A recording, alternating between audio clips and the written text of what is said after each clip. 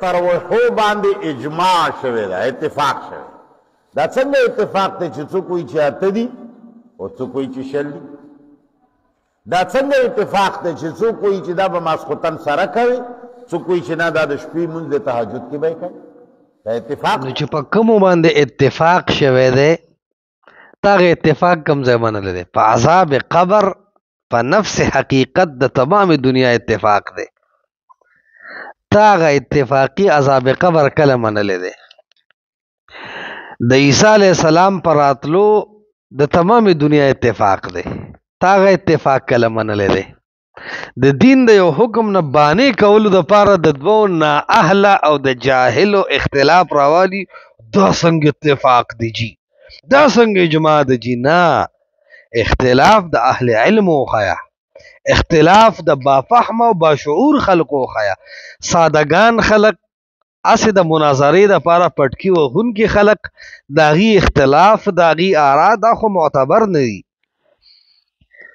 اتفاق د پدې مسله باندې چې تقدیر حق دی تاغه اتفاقی تقدیر کله منل چې د تراو د اختلاف نه تا ته ذهن ډېر مشکل جوړ دی دا رنګ د ځوان بچی د قرآن په واسطه د جبريل راغلی دی او لوی وړو کې او خزا او نر په اتفاق کی تا دا اتفاق کله منل چې تعالی د تراو اختلاف د سر نه بازي وختو وډول دا رنګي پدې د تمام دنیا اتفاق دی چې سليمان علیه السلام ته الله تعالی هوا تابع کړی و اور هغه مارغانو سره خبرې کولې د دنیا اتفاق دی په تا د علمنا منطق الطير نه اسونه مراد واغستل او وتفقد الطير نه مراد دی او اجازونه واغستل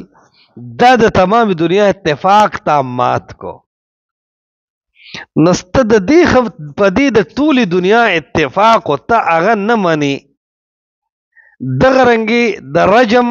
مسأله په تمام مفسرین او محدثین د امت کې اتفاقی ده د زانی د پاره رجم تا هغه کله ومنو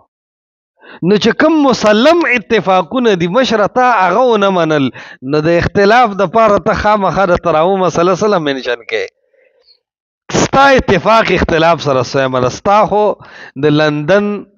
ذهن مسلمانانو ته ورکول فحاشی خورول مسلمانان د قرآن او حدیث دواړو نه بدزونه کول قرآن به هغه منی چې منیری حاشیه په ولګي حدیث به هغه منی حدیث خو بس تا بیخ استد نو سبه وکي نو به هر حال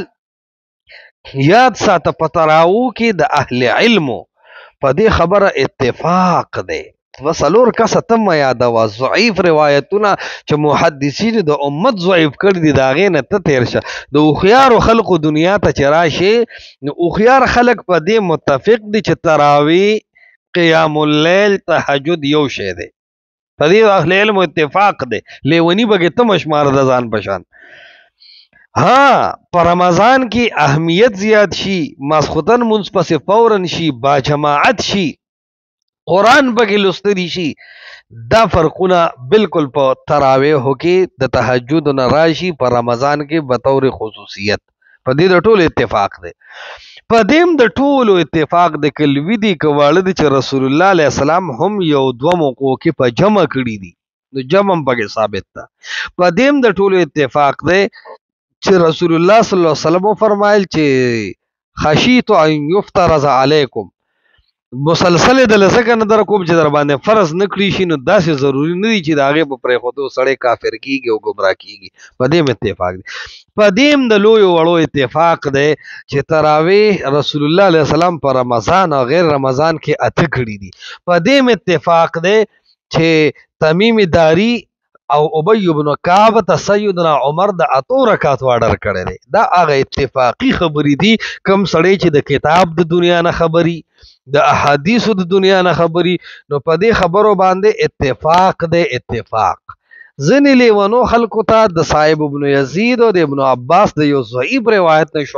شبهه جوړه شوې ده او بیا د اهل حدیثو او د حق مخالفت کې غیره مسلې له زور ور کړی دی نو لیونی پکې ته مشماره خو خامخا د ځان ملګری ځان سره شماري